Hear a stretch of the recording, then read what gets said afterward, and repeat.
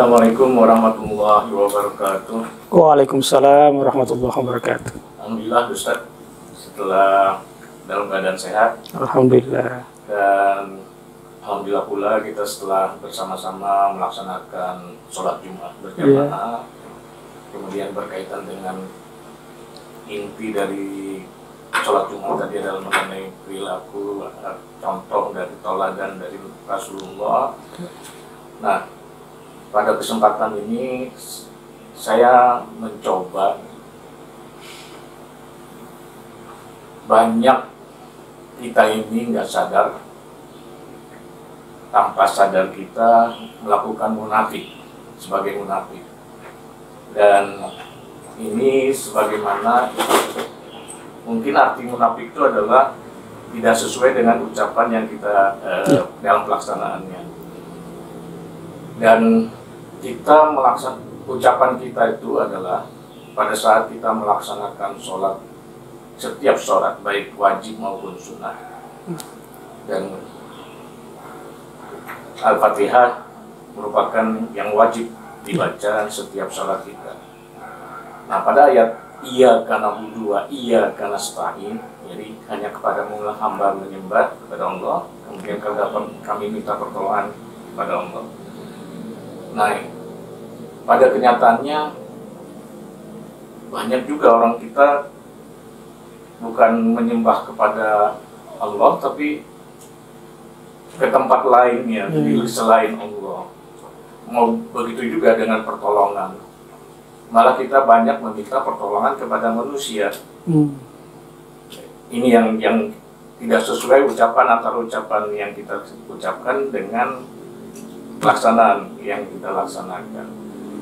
Nah, ini saya ada beberapa laporan juga. Ada cerita di yayasan, Ustaz. Dia baru membangun yayasan, ini yayasan anak yatim. Kemudian dia membuat proposal kemana-mana. Tapi dari hasil proposal itu tidak satu pun yang masuk kepada mereka. Anak yatim itu. Anak yatim. Bantuan dari orang. Baru dia sadar, kenapa saya mau minta kepada manusia? Kenapa saya tidak meminta kepada Allah? Maka dia merubah pemikirannya itu, di mana setiap saat dia bersama anak yatim berdoa, dan disitulah berkahnya Allah memberikan, dan tidak disangka-sangka rezeki itu datang kepada mereka. Sampai sekarang mereka melihat. Jadi dasarnya adalah kita minta pertolongan kepada Allah, bukan kepada manusia. Ini satu cerita bahwa betul bahwa kalau kita meminta pertolongan hanyalah kepada Allah, bukan kepada manusia. Ini anunya. Saya kira mungkin saya minta penjelasan lebih lanjut Ustaz mengenai munafik ini. Baik, terima kasih Pak Edi. Nah, ini persoalan penting ya, persoalan penting kita pahami terkait munafik. Dia disebut oleh Al-Quran, disebut oleh Al-Hadis. Bahkan Nabi juga dan khalifah setelahnya Abu Bakar misalnya itu kan memusuhi kaum munafik juga ya. Kalau kita check back ke sejarahnya terkait dengan ayat-ayat yang menyebut kata munafik antara periode Makkiyah dan Madaniyah, sebelum Nabi hijrah Makkiyah, setelah Nabi hijrah ke Madinah itu Madaniyah, maka kata-kata munafik itu atau persoalan munafik itu baru muncul di periode Madinah.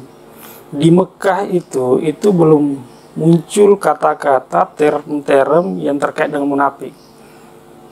Kenapa? Karena di Mekah itu masyarakatnya apa adanya. Apa yang terbetik di hatinya, di benaknya, itu yang diungkap itu. Makanya mereka itu lurus-lurus itu. Nggak ada zigzag-zigzagnya gitu. Apa yang terbetik di ininya, itu langsung tuh diungkapkan. Makanya mereka keras-keras itu. Nah, lain halnya nanti di Madinah. Di Madinah itu sudah mulai ada yang mencoba bermain di belakang lah. Nah, ini kita masuk misalnya munafik. Dalam Al-Quran itu misalnya itu disifati munafik itu yaqulu nabi afwahihim ma laysa fi qulubihim. Jadi dia berkata sesuatu yang tidak sejalan dengan hatinya. Nah kan harus ada sinkron. Nah, 3 hal sebenarnya yang harus sinkron itu. Makanya definisi iman kalau kita belajar ilmu tauhid dulu itu, apa itu iman? Ya, at-tasdiqu bil qalb. Yang pertama itu hati dulu. Akidah itu memang sumbernya di hati. At-tasdiqu bil qalb, pembenaran dalam hati. Wal iqraru bil lisan, kemudian itu sejalan dengan lisan kita, mengucapkannya, menuturkannya, itu sejalan dengan hati. Dan yang ketiga, dan ini yang harus terlihat, yaitu al-amalu bil arkan, anggota tubuh kita ini, kata-kata kita ini, perbuatan kita, itu harus sejalan juga. Sinkronisasi ketiga ini baru dikatakan beriman. Nah kalau hanya misalnya dia cuma berkata, terus perbuatannya juga tidak sejalan, itu ya keliru. Sama juga misalnya, orang menyeru berdakwah, tetapi bagi dirinya sendiri enggak. Orang lain disuruh, walaupun dirinya sendiri enggak. Misalnya dalam ayat Al-Quran, lima taquluna ma la taf'alun. Kenapa kamu mengucapkan sesuatu yang kamu sendiri enggak bisa melakukannya? Dan itu diancam, kabura maqtan ilallah. Itu betapa besar murka, marahnya Allah. Betapa besar dosamu kamu kepada Allah dengan perbuatan. Antaqulu ma la taf'alun. Kamu melakukan sesuatu, menyatakan sesuatu, ternyata kamu sendiri enggak. Dan prinsip dakwah dalam agama kita itu memang ibda' min nafsik, memulai dari diri sendiri. Memulai dari diri sendiri, kemudian orang lain. Misalnya Nabi Muhammad itu. Nabi Muhammad itu berdakwah mulai dari dirinya sendiri. Kemudian keluarga terdekatnya. Makanya dalam ayat Al-Quran, wa anzir ashiratakal akrabin. Serulah keluargamu yang terdekat. Siapa? Ada istrimu di situ, ada saudaramu, kalau ada anak-anak gitu. Itu semua tuh. Kemudian orang-orang dekat yang dianggap bisa diajak secara mudah. Baru kalau sudah itu kuat, baru. Jadi penuh strategi. Perlu strategi dalam berdakwah pun butuh strategi. Nah terkait tadi, kalau ada orang misalnya seperti itu memohon kepada Allah, memang itu sebuah kewajiban. Nah kita kan memohon kepada Allah tidak meminta-minta sebenarnya, tapi artinya doa. Karena pemilik mutlak segala sesuatu di persada bumi ini, di alam dunia ini, dan segala-galanya, itu kan pemilik mutlaknya Allah. Sementara apa yang kita miliki ini, itu sebenarnya dalam bahasa bangunan, itu hak guna bangunan aja, HGB-nya aja kita. Pemilik mutlaknya Allah. Jadi kita harus berbagi. Kita harus berbagi kepada yang lain, nggak boleh menguasai, karena prinsip dalam agama kita seperti itu, harus berbagi. Harta yang berpunya, itu ada haknya orang yang berkekurangan. Nah, karena Allah pemilik mutlak, ya kita harus memohon kepada Allah. Adapun misalnya jalurnya sampai rezeki itu kepada kita, jalurnya sampai ke kita, itu macam-macam sebabnya itu. Macam-macam. Bisa melalui kantor kita, bisa melalui orang kita, bisa melalui profesi kita. Jadi tidak ada peluang bagi kita untuk sombong akan perolehan yang kita peroleh. Karena itu semuanya dari Allah. Makanya kalau hanya bermohon kepada orang, itu akan terbatas. Dan bisa kecewa. Bisa kecewa. Maka harus memohon kepada Allah. Memohon kepada Allah dibarengi dengan usaha. Itu sinkron lagi di situ. Kalau hanya sekedar memohon tapi tidak ada upaya, tidak sinkron, nah itu keliru juga. Nah itu dua hal yang harus disinkronkan dalam agama kita. Saya kira itu ininya. Yang kaitannya begini, Ustaz. Kita kan dipanggil oleh Allah untuk dengan lewat azan untuk melaksanakan sholat berjamaah. Dan banyak yang kita ya melalaikan ajakan itu, kemudian menunda-nunda sholat kita dan tidak mengikuti sholat berjamaah di masjid. Nah ini gimana Ustaz? Apakah ini kita termasuk orang munafik ini? Ya, ini kan dalam surah Al-Ma'un ada itu. Ara'aital ladzi yukadzibu biddin. Itu sebenarnya mendustakan agama. Yukadzibu biddin. Salah satunya di situ, alladzina hum an sholatihim sahun. Melalaikan sholat. Nah, mereka-mereka orang yang seperti itu sebenarnya melalaikan sholat, masuk kategori tadi, yukadzibu biddin.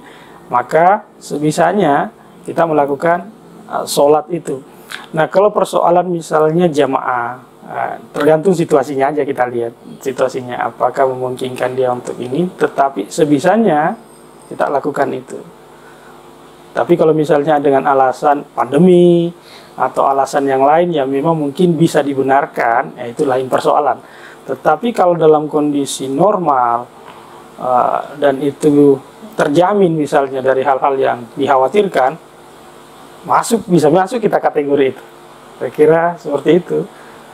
Jadi kita harus sebisanya menjawab itu. Jawaban kita terhadap azan tidak sekedar jawaban lisan. Karena itu kan menjawab azan sunnah juga, dicontohkan oleh Rasulullah. Hayya 'alas shalah, la haula wala quwata illa billah. Tidak sekedar itu, tetapi menjawabnya dengan melakukan apa yang diisyaratkan oleh panggilan tersebut. Panggilan tersebut mengatakan sholat, ya kita melakukan sholat. Nah itu, jadi tidak sekedar lisan jawaban kita, tetapi al-amalu bil arkan jawaban kita. Melakukan contoh terbaik dengan melakukan sholat itu. Apakah itu dari tadi termasuk orang yang munafik juga? Sebenarnya belum terlalu di kategori munafik ya, tetapi yukadzibu biddin itu sudah mendekati munafik. Ya, karena melalaikan perintah agama. Tapi sebisanya, jadi kita lihat situasinya ya. Situasinya, dia tidak melakukan sholat, meninggalkan sholat. Apalagi orang yang berdekatan dengan posisinya dengan masjid. Nah, itu. Karena kan la sholata li jaril masjid illa fil masjid, kata Rasulullah. Tidak sah sholat seseorang yang berada dekat dengan tempat orang berjamaah itu, kemudian dia tidak bergabung di situ, dia lakukan di ini, kecuali sholat sunat. Sholat sunat, yaitu alangkah baiknya kita lakukan di rumah. Tetapi bukan berarti nggak boleh dilakukan di masjid. Boleh. Kita kalau di masjid kan ada sholat tahiyatul masjidnya. Terus kalau di masjid, di rumah juga bisa. Misalnya sholat sunat wudu, kemudian sholat qabliyah, ba'diyahnya. Belum lagi sholat-sholat yang lain. Saya kira di rumah masjid bisa dilakukan. Terus yang kaitannya begini, Ustaz. Saya nggak hafal suratnya surat apa yang Allah berfirman, saya ciptakan manusia dan jin kecuali untuk beribadah kepadaku.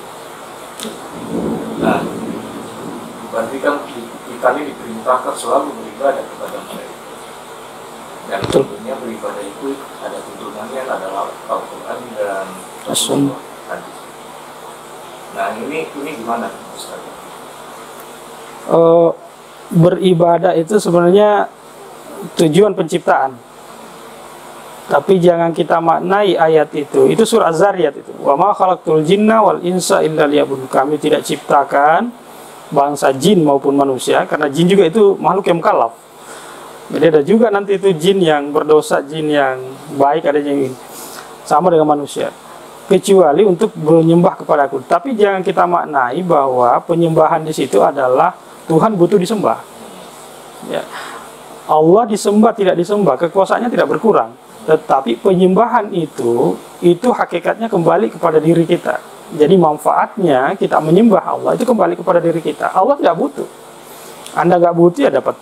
Anda nggak menyembah, Anda dapat ganjaran juga nanti di akhirat kelak. Bahkan di dunia ini bisa dapat juga sebelum di akhirat kelak.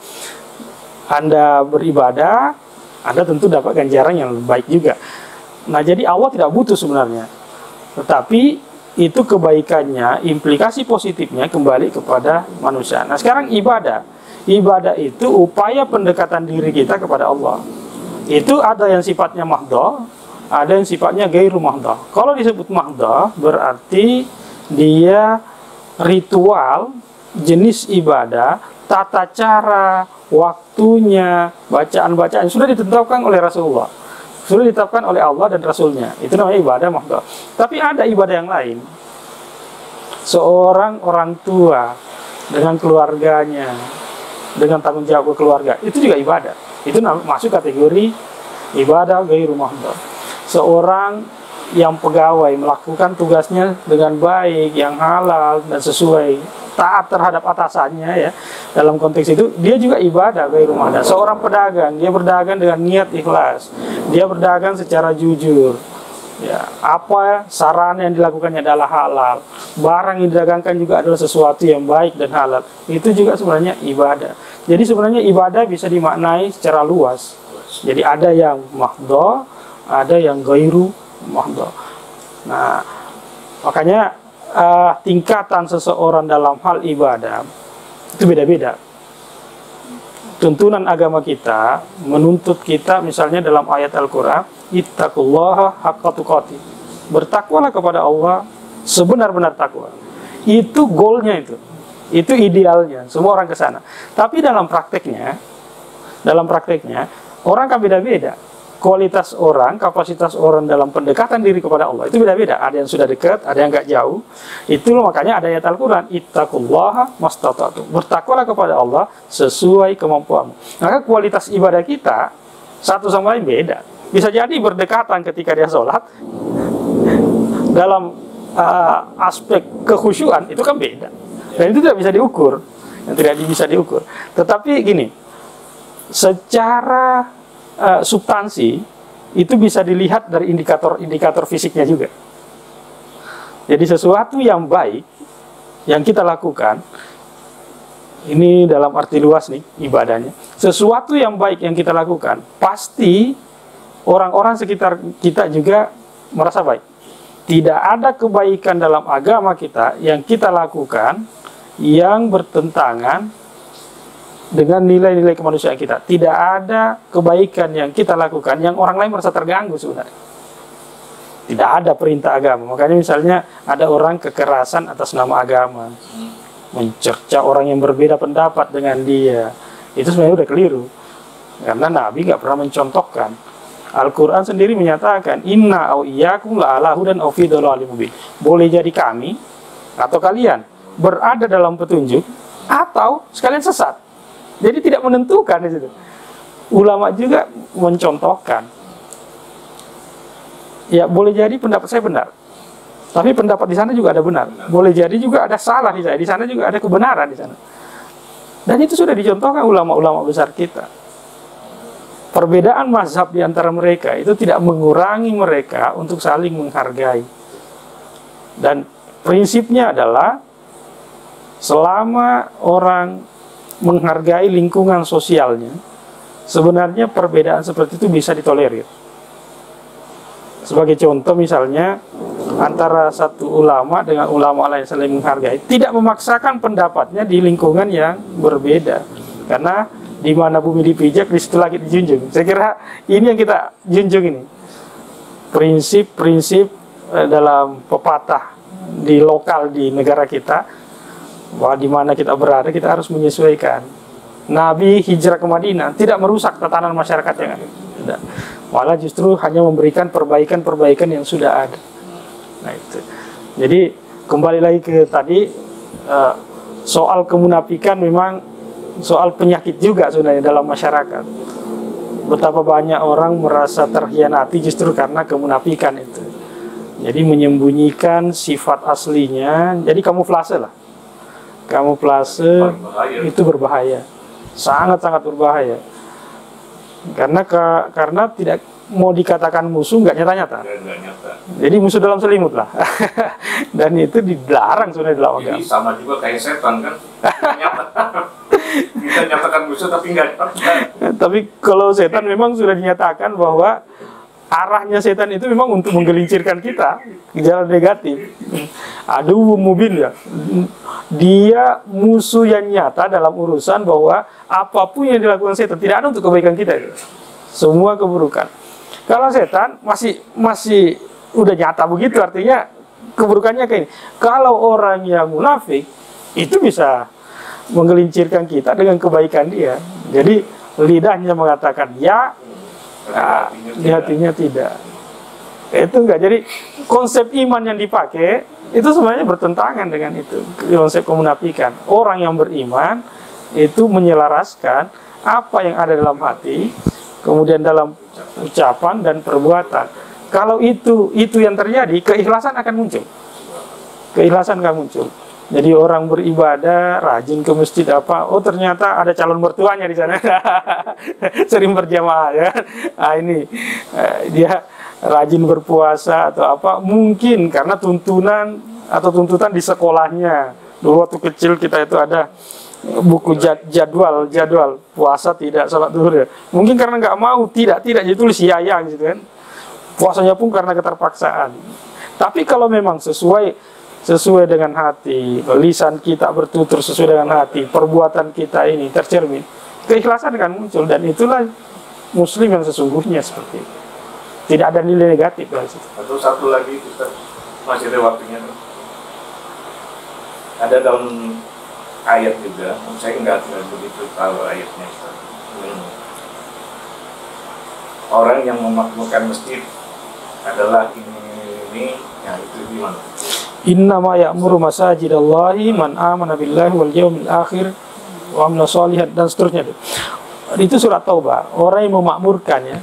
Jadi gini, makanya kata umur itu dari kata itu sebenarnya. Wala yunqasu min umri wa ma yu'ammaru min mu'ammari wala yunqasu min umri. Makanya disebut takmir. Takmir itu gini, memberikan nilai kualitas, menambah nilai kualitas daripada masjid itu. Itu takmir itu. Jadi tugas utama kita yang takmir, memang arahnya ke sana, menambah kualitas dan menambah nilai positif dari masjid itu. Dan itu perjuangan besar, dan itu ibadah di sisi Allah itu. Orang yang betul-betul mengurus masjid. Kenapa? Karena memang Baitullah ini. Ini bukan rumahnya siapa, ini rumahnya Allah. Makanya kita jaga kebersihannya, kemudian jaga tatanannya, kemudian keorganisasiannya. Dan orang yang beribadah di dalamnya merasa nyaman di dalamnya beribadah, itu apa? Karena gara-gara kita berbuat seperti itu, orang tertarik ke masjid, orang tertarik mengikuti kegiatan-kegiatan di masjid, sehingga semakin mendekatkan diri kepada Allah. Itu sama misalnya kalau kita juga yang sebagai takmir memperoleh dari situ, memperoleh. Makanya ada hadisnya Rasulullah mengatakan gini, man dalla ala khair falahu mislu ajri fa'ilihi. Barang siapa yang menunjukkan kebaikan kepada seseorang, maka ketika orang itu melakukannya, dia juga akan dapat. Jadi misalnya kita, gara-gara kita memberikan contoh, gara-gara kita memakmurkan masjid, misalnya, itu tentu akan memperoleh apa yang dilakukan oleh orang lain. Ada nilai tersendiri, nilai plus yang didapat. Nah, orang yang seperti itu pastilah man amana billahi wal yaumil akhir. Ada nilai keimanan di situ. Iman kepada Allah, iman kepada hari akhir, kemudian beramal soleh, dan seterusnya. Jadi sebuah prestasi besar, dan kita memohonkan mudah-mudahan dinilai ibadah kepada Allah, ikhlas kepada Allah dalam hal memakmurkan masjid. Dan juga yang ada dalam surat saya kurang begitu bahwa dalam surat ini adalah merupakan pilihan Allah, manusia yang pilihan Allah. Itu dalam surat apa? Ada itu kan terkait orang pilihan Allah. Gitu. Saya lupa juga tuh ayat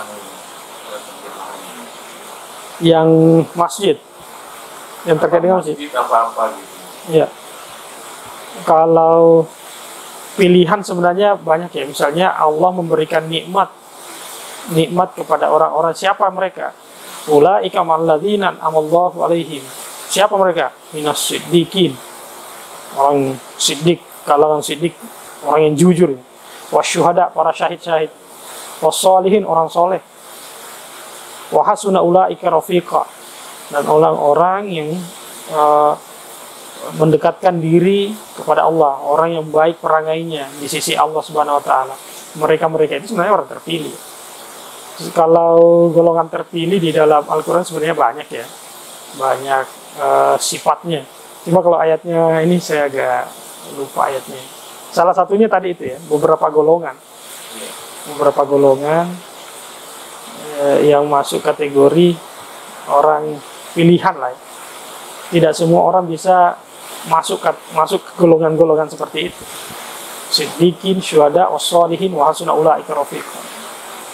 Saya kira terima kasih Ustaz atas pencerahannya, dan mudah-mudahan kita tidak termasuk orang-orang yang benar. Iya, betul. Dan kita tutup dengan doa, Ustaz. Amin. Mudah-mudahan apa yang kita sampaikan ini tentunya bermanfaat bagi masyarakat lainnya. Bisa kita berpedoman pada ayat-ayat Al-Quran. Yang kita inginkan sebenarnya patut kita kedepankan itu berkah. Sedikit tetapi dia berkembang. Jadi ilmu yang sedikit tapi berkah. Berkonsep berkah itu sesuatu yang abstrak sebenarnya, tetapi itu terasa. Jadi ilmu yang sedikit tetapi implikasi dari yang sedikit itu bisa kita aplikasikan dalam banyak hal, dan itu membuat kita lebih baik. Itu sebenarnya. Ya, mudah-mudahan ini berkah yang apa yang kita bicarakan dalam waktu yang singkat ini menginspirasi dan bisa menggerakkan kita ke arah yang lebih baik. Amin. Bismillahirrahmanirrahim. Alhamdulillahirabbil alamin, wassalatu wassalamu ala asyrafil anbiya wal mursalin sayyidina Muhammadin wa ala alihi wa sahbihi ajma'in. Amin. Ya Ghani ya Hamid, ya Mubdi'u ya Mu'id, ya Rahimu ya Wadud, aghnina bihalalika an haramik wa bita'atika an ma'siyatik wa bifadlika amman siwak. Allahumma barik lana fi auladina wahfazhum wa la tadurrahum warzuqna birrahum. Rabbana ighfir lana wa liwalidina warhamhum kama rabbawna shighara. Rabbana atina fid dunya hasanah wa fil akhirati hasanah wa qina adzaban nar. Subhanaka rabbil izzati amma yasifun wa salamun alal mursalin walhamdulillahi rabbil alamin. Alhamdulillah.